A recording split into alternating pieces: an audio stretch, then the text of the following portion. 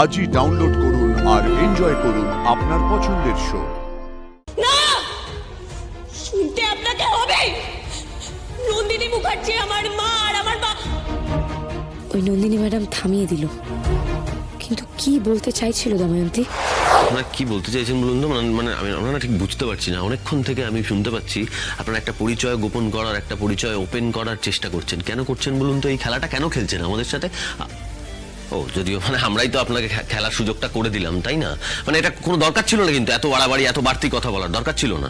কিন্তু কথা না বললে তো জানতেও পারবো না আদি। কি জানার আছেটা কি জানবো আমরা? একজন ক্রিমিনাল, তার জেল হবে, এটাই শেষ কথা। আর সবচেয়ে বড় কথা কি বলতো, আমরা এই দুজনে মিলে এতগুলো কথা, এই বাড়তি কথা বলছি বলে না ওই মানুষটার একটা গ্র্যান্ড এন্ট্রি হলো। দরকার ছিল? কোনো দরকার ছিল না। গ্র্যান্ড এন্ট্রি নিয়েও তারপর দুজনে মিলে যুগলবন্দি করে খেলাটাকে চালিয়ে যাচ্ছে। একজন জেলে কেন? দুজনেরই জেলে থাকার কথা, দুজনেরই। এরকম একটা মানুষের বাইরে ঘুরে বেড়াবার কোনো অধিকার নেই। তাই আদিদেব লাহিড়ী, সত্যিটা আপনি শুনতে পারবেন তো? সত্যিটা শোনার পর না আপনার এই থোতা মুখ একেবারে ভোঁতা হয়ে যাবে।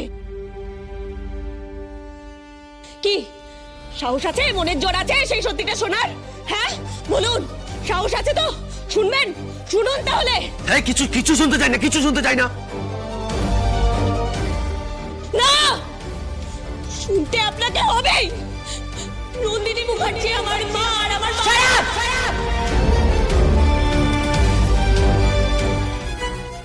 আর একটা কথাও যেন আমি না শুনি, তাহলে কিন্তু আমার মরা মুখ দেখবি। আর একটা কথাও নয়। আদি কি বলতে চাইছে দময়ন্তী? চোখে এইভাবে নন্দিনী থামিয়ে দিচ্ছে। ও একটা ক্রিমিনাল, আমার মেয়ে একটা ক্রিমিনাল। ওর কথায় অত ইম্পর্টেন্সই দেওয়ার দরকার নেই আনন্দী। ওকে শাস্তি পেতে দাও।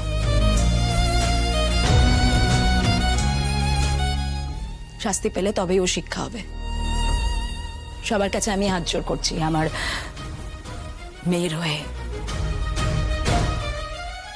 তাহলে প্লিজ আপনারা ক্ষমা করে দেবেন। আর আনন্দী, ভালো থেকো, সাবধানে থেকো।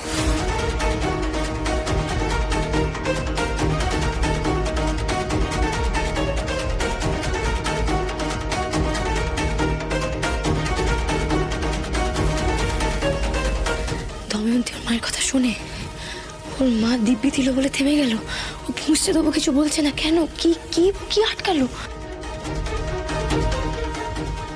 আমি ভাবতেও পারছি না এই কয়েকটা ঘটনার শিকড় এত গভীরে ছিল।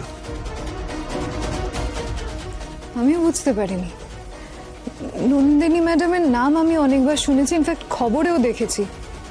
এই প্রথমবার সামনে থেকে দেখলাম দময়ন্তী নন্দিনী ম্যাডামের মেয়ে। কি আশ্চর্য, এক মুহূর্তের জন্য সেটা কিন্তু আমাদের বুঝতে অবধি দেয়নি। কিন্তু কেন বুঝতে দেয়নি সেটাই তো প্রশ্ন, ডক্টর সুপর্ণা। এই সমস্ত কিছুর উত্তরই কাল কোর্টে পাওয়া যাবে। কালকেই দময়ন্তীকে কোর্টে পেশ করা হবে।